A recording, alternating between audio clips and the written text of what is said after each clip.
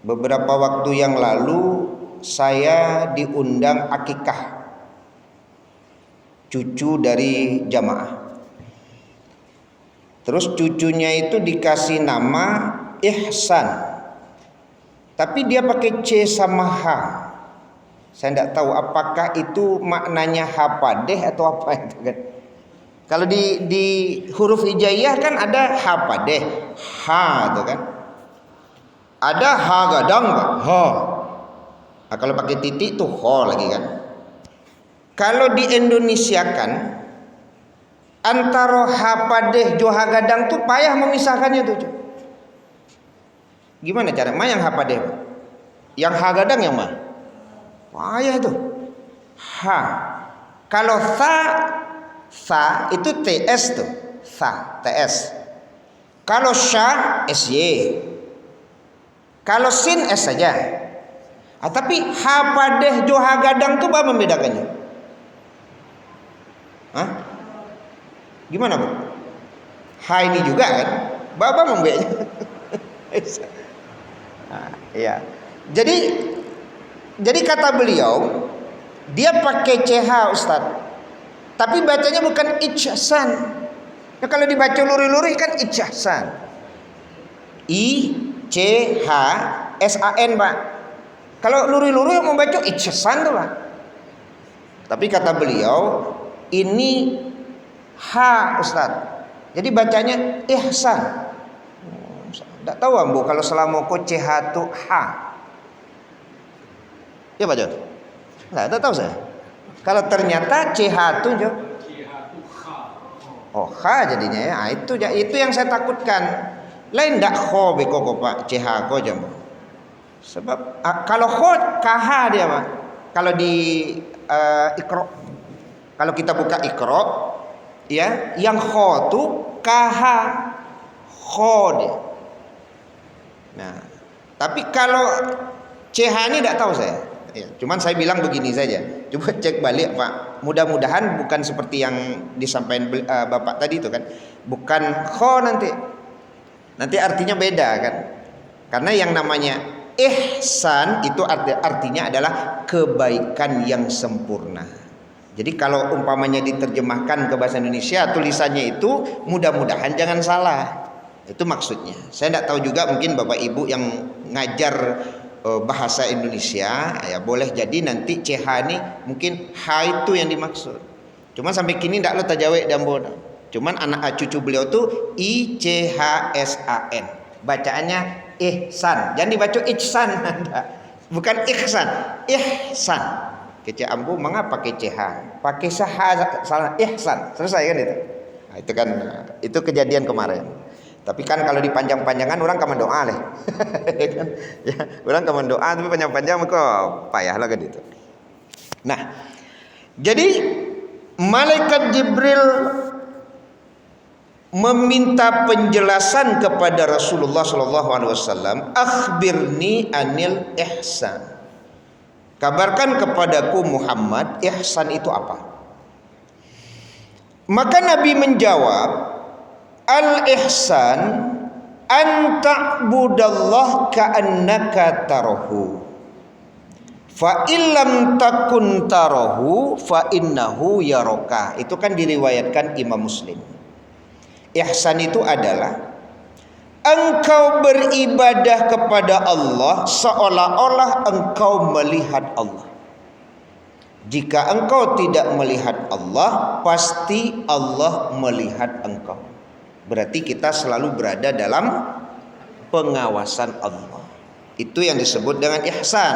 Kalau dihubungkan dengan kebaikan, ihsan itu adalah kebaikan yang sempurna. Maka malam hari ini Bapak Ibu, kita akan membahas ayat-ayat di dalam Al-Quran yang menjelaskan tentang ihsan itu. Ya, walaupun ini sering dibahas oleh para mubalik dan asatidz. Yang pertama nanti Bapak Ibu bisa buka surat Al-Isra surat ke-17 ayat yang ke-7 yang kita baca di awal tadi. In ahsantum ahsantum li anfusikum. Jika kamu berbuat baik, maka kebaikan itu adalah untukmu. Jadi kebaikan itu untukmu. Dan ini sebuah kepastian, tidak pakai insya Allah deh. Jadi kalau kamu berbuat baik, maka kebaikan itu sebenarnya adalah untukmu. Kembalinya itu kepada kita lagi, Bapak Ibu. Makanya ada kadang-kadang orang Bapak Ibu udah sibuk-sibuk bana nan kadape namu inyo juo. Udah panik-panik saya beko. Udah ku yolo Pak. Ndak lo namo keluar dek gara-gara orang rumah itu lo keceknya mah. Udah panik-panik saya orang nan kadape namu.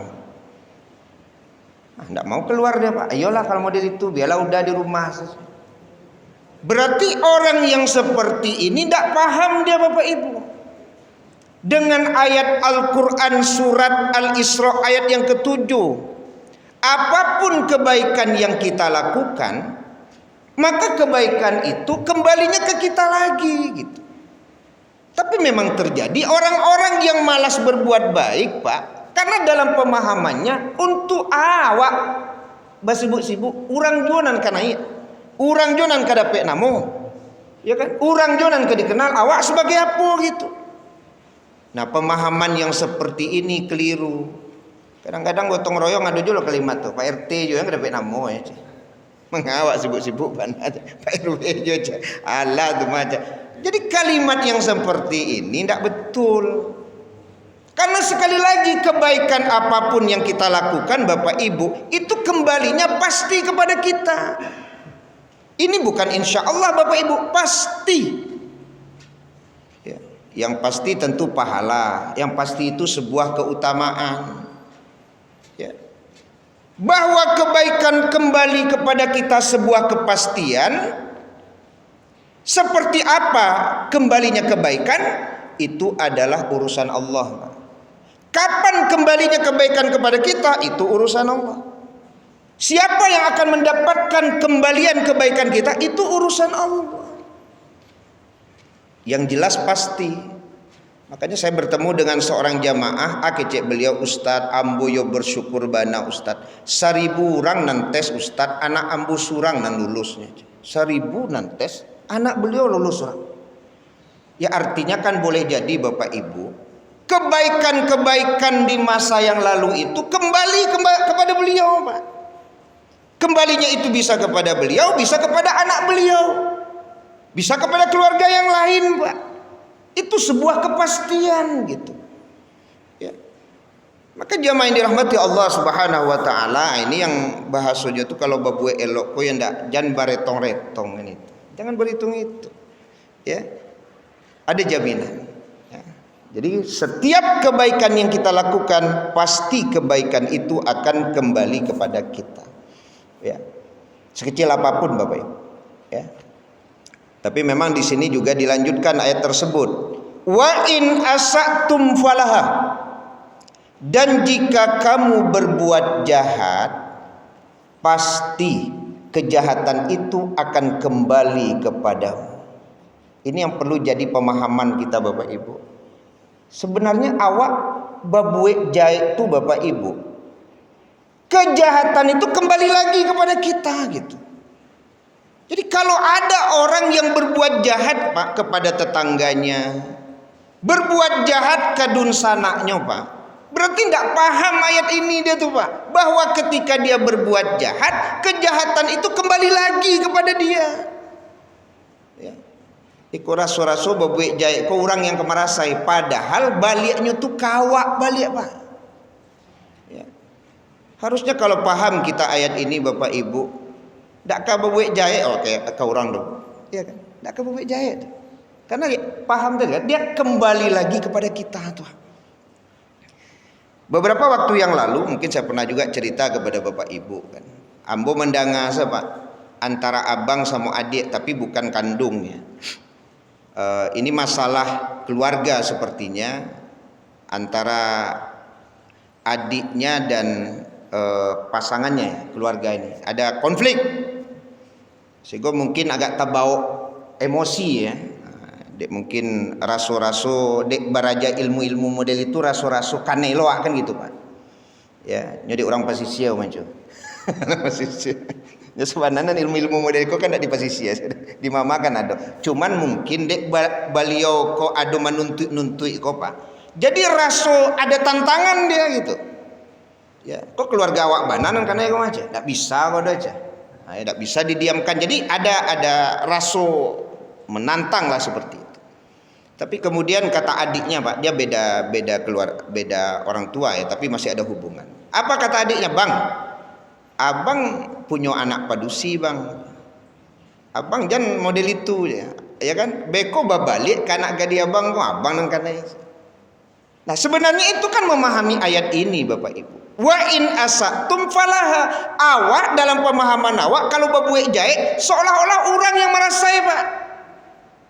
Itu dalam pemahaman awak. Padahal ayat ini sebuah kepastian. Kalau dia berbuat jahat, kejahatan itu pasti akan kembali ke dia lagi. Ya. Tapi kan tidak ada pemahaman awak sampai ke situ Pak. Yang paham dia awak kalau awak jaik ke orang kan marasai orang tuh. Sanang hati itu Pak. Sanang hati. Padahal beku balik itu ke awak tuh. Sanang hati itu Pak. Berarti kan lagi balik-balik. Berarti kan tidak paham dengan ayat Allah. Inyo sanang jaik ke orang tapi tidak sadar bahwa jaik itu balik ke inyo bekua. Mungkin tidak kini. Bila bisa jadi besok Pak. Atau kalaupun tidak di dunia, di akhirat Pak. Pasti itu. Tidak ada yang tidak pasti. Tapi yang namanya kejahatan, kezaliman itu termasuk dosa yang memang Allah segerakan Pak di dunia. Allah segerakan.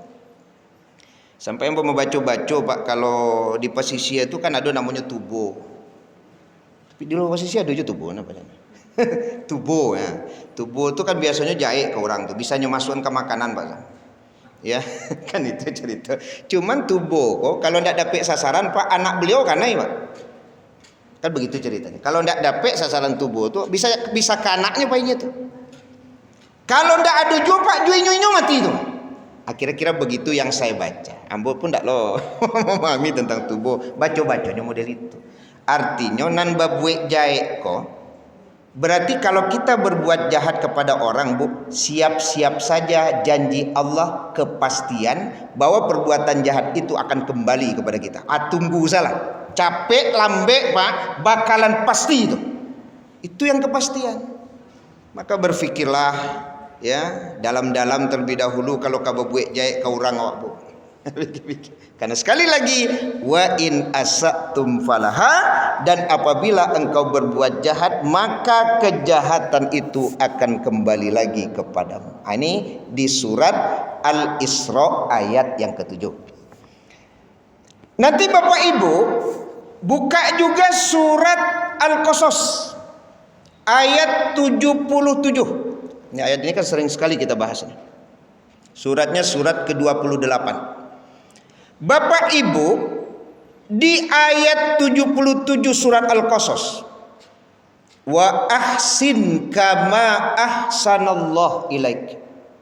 Terjemahannya, dan berbuat baiklah kepada manusia sebagaimana Allah telah berbuat baik kepadamu. Bunyi ayatnya bukan berbuat baiklah kepada manusia sebagaimana manusia itu berbuat baik kepadamu. Bukan begitu bunyi ayatnya Bu. Tapi dalam keseharian kita berbuat baik kepada orang itu Pak, memang disandarkan kepada kebaikan orang kepada kita. Ya kan? 10 tahun yang lalu dak tanggung elok je tetangga. Sebab tetangga aku elok lo kayaknya Pak. Namun saya baru-baru sama-sama tinggal di komplek. Laba jalan 10 tahun Pak, abah cakaknya gini. Kok abah cakak Bu? Nyu jaik. Berarti tidak sesuai dengan firman Allah surat Al-Qasas ayat 77. Kalau menyandarkan kebaikan kita terhadap kebaikan orang, wajar Bu. Jangankan kalah, podo sadak nama. Karena kita menyandarkan kepada kebaikan orang Pak. Kok ibu bisa elok kayaknya 10 tahun yang lalu, inyo elok lo kambosan. Akini bako ibu bacakak inyo, inyo jaik. Karena kita menyandarkan kepada kebaikan orang. Makanya surat Al-Qasas ayat 77 menyandarkan kebaikan kita kepada manusia, sandarkanlah kepada kebaikan Allah kepada kita. Maka tidak ada istilah balas dendam itu, Bu. Tidak ada istilahnya jangankan kakalah podo sadak namuh, Pak. Ya. Jadi kalau seandainya tetangga jahat kepada kita, tidak pula kita jahat kepada tetangga. Karena yang mendasari kita berbuat baik kepada tetangga bukan tetangganya, Pak, tapi kebaikan Allah kepada kita. Wa ahsin kama ahsanallahu ilaik, dan berbuat baiklah kepada manusia sebagaimana Allah telah berbuat baik kepadamu. Nah, ini bagi yang paham ayat. Ya, ini bagi yang paham ayat. Kalau tidak maka akan terjadi yang namanya balas dendam, yang namanya berbalas itu akan terjadi, Pak. Ya. Nah, jadi wa ahsin kama ahsanallahu ilaik, ya. Kalau tidak nanti terkadang Bapak Ibu kalau menyandarkan kebaikan terhadap kebaikan orang kan sering kecewa kita, Pak. Sering kecewa. Ya samalah yang dulu saya sampaikan kepada Bapak Ibu. Dulu awak yang mengurus tuh Pak berkas-berkas beliau. Ya, awak yang mendatangi orang-orang nan patut awak turut sampai duduk Pak posisinya, ya kan? Hidupnya sekarang bagus kan begitu, Pak. Ya, kemudian ternyata pas awak minta tolong ke inyo, Pak, untuk anak awak, tidak bisa menolong, Pak. Banyak alasannya. Kan muncul kekecewaan tuh. Ya kan? Sebagaimana yang kita bahas pada bulan yang lewat itu, muncul kekecewaan. Ya, awak dulu menolonginya tuh. Akhirnya awak minta tolong, tidak tak tolong dinyo tuh. Akhirnya kan berbunyi, Pak. Nah, itu yang disebut panoko itu kan, yang membuat kemudian amal kebaikan kita menjadi habis. Ya, harusnya tidak seperti itu. Tidak boleh kecewa. Kenapa? Menyandarkannya itu bukan kepada kebaikan orang kepada kita, tapi sandarkanlah kebaikan kita kepada manusia terhadap kebaikan Allah kepada kita. Itu baru ya, yang disebut dengan ihsan. Itu adanya di surat Al-Qasas ayat 77. Kemudian Bapak Ibu silakan juga lihat di surat At-Taubah ayat 91. Surat At-Taubah surat ke-9 ayat 91. Ma'alal muhsinina min sabil. Ini keutamaan orang-orang yang berbuat ihsan. Tidak ada jalan sedikit pun untuk menyalahkan orang-orang yang berbuat ihsan atau berbuat baik. Artinya begini Bapak Ibu. Kita kan bisa Pak melihat mana orang-orang yang memang sudah biasa berbuat ihsan. Sehingga menurut mufassir, kalau kita menitip barang Pak kepada orang yang memang baik orangnya Pak, kemudian barang itu rusak, maka kita tidak bisa menyalahkan orang itu. Ya, kenapa? Karena dia adalah pribadi yang selama ini berbuat ihsan, Pak. Tidak mungkin dia sengaja merusak barang itu. Kira-kira begitu. Jadi kalau orang-orang elok kok Pak, memang kita wajib berbaik sangka. Ya. Jadi sekali lagi kalau yang dicontohkan oleh mufassir silakan Bapak Ibu baca nanti. Umpamanya kita nitip barang sekali lagi, kemudian barang itu rusak oleh dia Pak. Berarti rusaknya itu bukan karena kesengajaan, tapi rusaknya itu boleh jadi karena kekilafannya gitu. Sehingga di ayat ini dijelaskan tidak ada jalan sedikit pun untuk menyalahkan orang-orang yang berbuat baik. Artinya apa? Kalau orang-orang berbuat baik ini Bapak Ibu, memang kita wajib berbaik sangka kepada mereka Pak. Ya kan? Tak mungkin rasanya nyo sengaja. Wah, itu kira-kira bunyinya Pak. Tak mungkin nyo sengaja merusak barang yang dipinjam. Kira-kira begitu. Tapi kalau orang-orang yang tidak berbuat ihsan Pak, boleh jadi memang pemahamannya tidak begitu. Nah, sengaja nyurusak kan itu ya. Nah, sengaja nyoba buat model itu supaya kemudian ya kan barang tersebut tidak bisa dipakai lagi gitu. Tapi kalau orang-orang yang berbuat ihsan ya, maka kita wajib berbaik sangka terhadap orang-orang yang berbuat ihsan. Ya, jadi bahasanya itu tidak mungkin inyo melakukan perbuatan itu. Ya, jadi Allah saja Bapak Ibu, ya, di surat At-Taubah ayat 91 ini menjelaskan tidak ada jalan sedikit pun untuk menyalahkan orang-orang yang berbuat baik. Maka kita juga wajib untuk berbaik sangka kepada orang-orang baik itu, Pak. Cuman kadang-kadang di awak kan tidak memahami istilah khilaf itu, Pak. Ya kan? Tidak memahami istilah alpa. Di awak kan asalkan salah tuh memang salah sekali gitu. Ya. Makanya kalau Syekh Al-Utsaimin memang dalam kajian beliau Bapak Ibu, ada orang-orang yang memang kalau tidak berbuat baik, dia melakukan kejahatan itu memang berulang-ulang gitu. Sehingga kalau dia tidak memaafkan orang tersebut, sebagaimana yang kita bahas, pendapat Syekh Al-Utsaimin, dia tidak berdosa, Pak.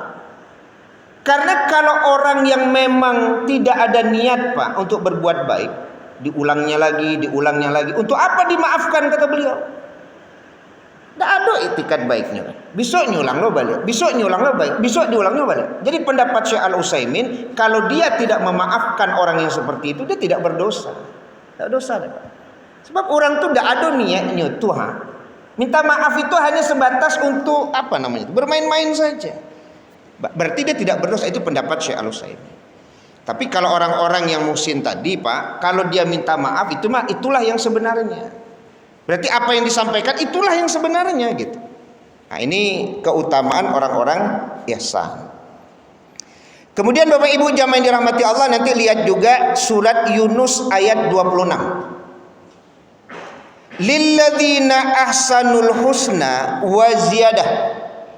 Bagi orang-orang yang berbuat baik ada pahala yang terbaik, yaitu surga dan tambahannya. Rupanya orang-orang berbuat baik bukan hanya surga. Sebenarnya surga saja sudah cukup untuk kita Bapak Ibu. Tapi di situ ada namanya ziyadah. Makna ziyadah di situ adalah tambahan. Apa tambahannya? Tambahannya pendapat ulama, orang yang berbuat baik tidak hanya masuk surga, tapi akan melihat wajah Allah. Ini memang ada hadisnya Bapak Ibu yang diriwayatkan Imam Muslim. Jika penghuni surga telah masuk surga, Allah berfirman, apakah kalian mau tambahan nikmat? Padahal surga itu sudah kenikmatan. Maka mereka menjawab, bukankah engkau telah memutihkan wajah-wajah kami, dan engkau telah memasukkan kami ke dalam surga dan menyelamatkan kami dari neraka. Kemudian Allah singkap hijab atau penutup wajahnya yang mulia, dan mereka mengatakan, tidak ada satupun kenikmatan yang lebih kami cintai dari memandang wajah Allah. Maka ini ada perbedaan pendapat di kalangan ulama. Yang jelas bahwa yang dimaksud ziyadah itu adalah tambahan dengan melihat wajah Allah bagi orang-orang yang berbuat baik. Tapi jangan dipahami wajah Allah itu seperti wajah kita, Pak. Cukup sampai di sana saja. Ya kan? Pendapat ulama bahwa Allah punya wajah, ini dalilnya. Bahwa kita nanti orang-orang baik bukan saja surga, Pak, juga bisa memandang wajah Allah, ini dalilnya. Maka memandang wajah Allah itulah tambahan bagi orang-orang berbuat baik, di samping dia mendapatkan surganya Allah.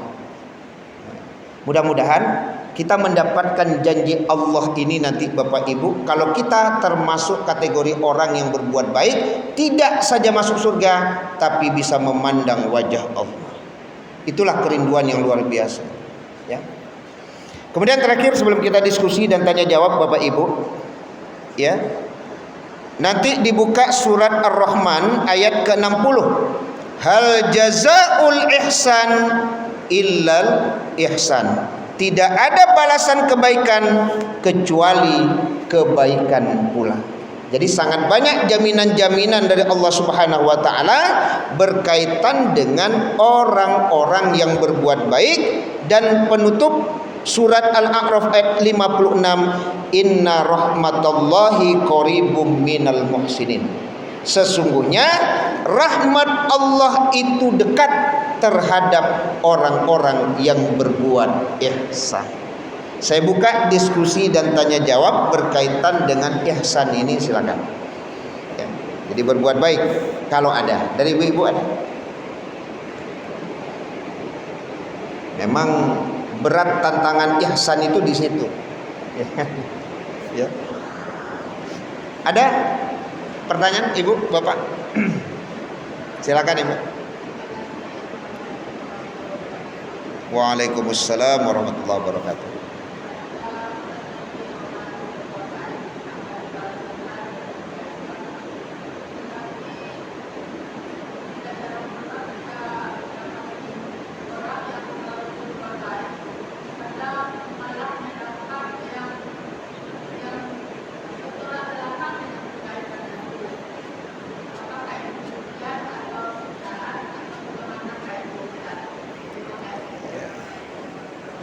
Waalaikumsalam warahmatullahi wabarakatuh.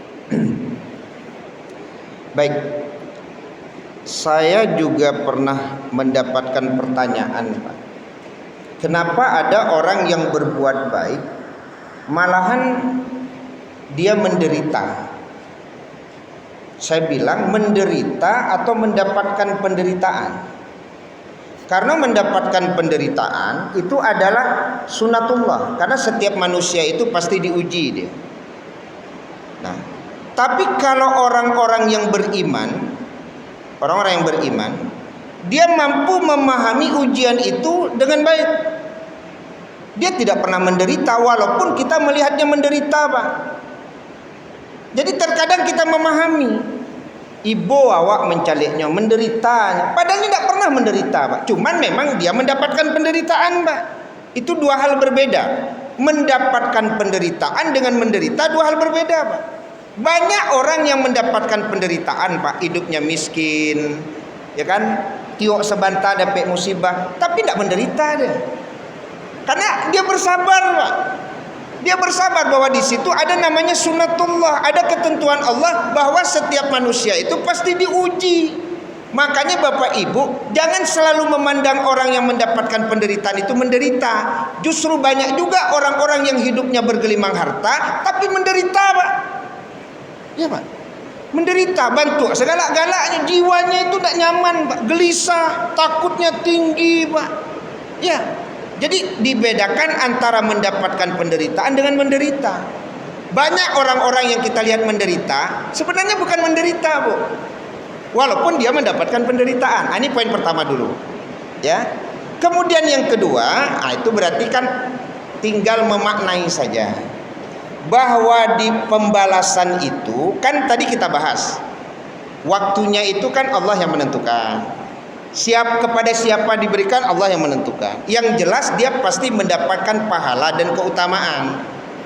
Jadi tidak bisa juga kita kemudian mengatakan ayat ini ya seolah-olah tidak menjamin dengan contoh yang tadi itu, Bu. Ya kan tidak masalah tuh. Bahwa jika kamu berbuat baik, kebaikan itu kembali kepadamu. Cuman kan dalam bentuk apanya kan? Jadi kalau kita berbuat baik dengan harta, apakah harus harta yang kembali? Tidak juga. Kalau kita berbuat baik dengan tenaga, apakah kemudian dalam bentuk itu pula dapat? Tidak juga. Kebaikan itu dalam berbagai bentuk. Nah, sehingga menurut hemat saya Bapak Ibu, kalau seandainya dia berbuat baik, bisa jadi kebaikan itu dalam bentuk kesabaran yang Allah berikan kepadanya dalam menghadapi musibah. Jadi artinya kalau seandainya kebaikan itu tidak kembali kepadanya, Pak, boleh jadi dia berputus asa ketika dapat musibah. Ya, bisa jadi mencari jalan pintas, bunuh diri dan lain sebagainya. Tapi dengan sebab dia berbuat baik, kebaikan itu kembali kepadanya dalam bentuk apa? Bisa jadi dalam bentuk sabar, Bu. Ya. Sehingga musibah-musibah yang dialaminya itu Allah ringankan. Makanya kebaikan kita yang Allah kembalikan kepada kita bisa dalam bentuk nikmat, bisa dalam bentuk diringankan musibah. Kan itu. Bisa bentuk ringan musibah, Pak. Jadi kemampuan seseorang menghadapi persoalan hidup itu bentuk kebaikan Allah. Artinya begini, setiap kita itu kan diuji. Ada rasa takut, lapar dan lain sebagainya. Setiap kita diuji, tidak bisa kita mengelak daripada itu. Maka bentuk kebaikan yang kembali ke kita bisa jadi dengan kemampuan kita menghadapi musibah itu. Jadi bukan dilihat dari hidup yang sulit tadi, Bu. Kalau dilihat dari sulitnya hidup, maka begitu dia pemahamannya nanti. Lasailo itu ndak marasai juga itu ya. Ya kan? Nan anaknya kecelakaan, nan lakinya sakit, nan usahanya hancur, padahal itu elok. Nanti bahaya, Pak. Seolah-olah ayat ini tidak benar. Maka salah satunya bisa jadi, kok bisa uni itu masih tegak berdiri sekarang? Karena sabar. Jangan-jangan kebaikan tadi kembali kepadanya dalam bentuk kesabaran yang kuat itu. Karena Bapak Ibu menghadapi hidup sekarang bukan hanya syukur, Pak. Sabar aku ya perlu gitu. Iya, di keluarga saja Bapak Ibu, kalau tidak ada sabar itu tidak akan bertahan lama. Ya, tidak bertahan lama. Ya, karena kan banyak perjalanan hidup yang memang harus ya disikapi dengan sabar. Mungkin begitu bahasanya Ibu. Jadi sekali lagi Bapak Ibu, pertanyaan yang pertama tadi menarik itu, Pak. Ketika ada yang bertanya, kenapa orang-orang berbuat baik, orang-orang beriman itu banyak yang hidupnya menderita?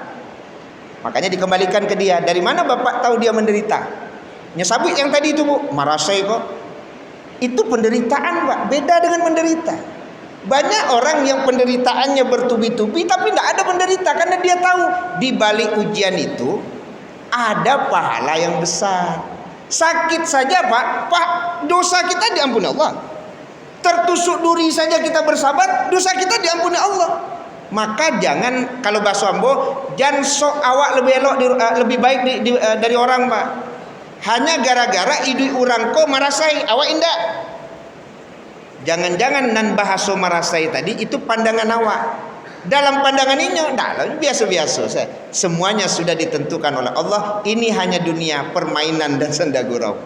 Ibu akan ketemu nanti dengan orang-orang yang seperti itu. Yang kece awak merasa itu, Pak, kiranya lah tiba bana di rumahnya enggak ada merasa. Bahagianya, Pak. Ya, senang mungkin gitu, Pak. Semoga kita tidak salah paham terhadap ayat ini dari contoh-contoh yang ada dalam keseharian kita. Ya, jangan ragu kita dengan janji Allah ini. Kalau kita berbuat baik, pasti kebaikan itu kembali kepada kita. Tapi sebaliknya, kalau kita berbuat jahat, pasti pula kejahatan itu akan kembali kepada kita. Jadilah orang baik dan jauhkan diri dari perbuatan jahat. Ada yang kedua, Bapak? Sudah cukup ya? Sudah masuk waktu Pak Dan? Sudah, Pak? 2 menit lagi. 2 menit lagi. Ada dari Ibu? Silakan Ibu. Gimana, Bu? Oh, tubuh. Ya kalau kini kan tidak tahu Ambo apa masih ada atau tidak. Tapi kalau awak dangan-dangan dulu istilah tubuh itu kan itu ya Pak Tami. Artinya tubuh itu memang jahat itu, Bu. Yang namanya manubo, Pak, kan meracun dia. Tidak magi sesuatu yang tidak elok ke orang jahat itu. Kalau dia tidak bertobat kepada Allah ya bisa jadi dia dosa besar. Karena kalau seandainya dia bersekutu dengan jin, ya, dalam menyakiti orang, Mbak. Apa bisa seseorang bersekutu dengan jin menyakiti orang? Bisa nggak? Itu surat Al-Falaq ya. Kan itu salah satunya perlindungan terhadap wanita yang menghembus di buhul-buhul. Min syarrin nafasati fil uqad itu, Pak. Jadi memang bisa, Pak. Orang bekerja sama dengan jin, Pak, untuk menyakiti orang itu memang bisa. Memang bisa, tapi syirik. Dosa besar itu. Tapi ambo tidak tahu nan tubuh kok. Ada yang berupa makanan, tapi ada yang berupa kiriman tidak dalam bentuk makan yang saya baca. Nyokirim tubuh tuh sehingga orang tuh memang bisa mati ya, bisa sakit. Mungkin itu ya. Oh, kini cyanida lah. Itu tubuh ya namanya. Ya kalau bahasa awak kini racun, Bu. Tapi kalau orang saiswa, tubuh tuh bisa di makanan, Pak, bisa di minuman. Sebab ambo pernah dulu kamain tapi kawan, kece nan tuo-tuo kok kama main deh. Kasih tuh kece ambo. Itu ambo mengalami, Pak. Jangan diminum mai situ ndak aja. Batu bom aja. Ya ndak mau minum, ambo namanya anak-anak tuh takut loh, Pak. Waktu itu masih SMP. Pokoknya kalau pai ke situ, beko dihidangkan air minum dan diminum. Air orang di situ batu mungkin pernah terjadi, saya tidak tahu Pak. Ya, sehingga memang jadi tidak minum air orang itu lama jadi kan takut kan itu bu. Ya, jadi istilah tubuh itu bu, menyakiti orang, menzalimi dan pasti dosa besar. Dosa besar. Ya, maka balik lagi. Kalau kita berbuat jahat kepada orang, pasti kejahatan itu akan kembali kepada kita. Artinya begini Bapak Ibu penutup dalam kajian kita, jangankan berbuat jahat, niat berbuat jahat saja kepada orang hapuskan dari hati kita. Jangankan kabobek jahe, niat saja istighfarlah kepada Allah, karena nanti kembalinya kepada kita juga. Mungkin itu saja Bapak Ibu kajian kita malam hari ini berkaitan dengan akhlak yang disebut dengan ihsan. Subhanakallahumma bihamdika asyhadu an la ilaha illa anta astaghfiruka wa atubu ilaik. Wassalamualaikum warahmatullahi wabarakatuh.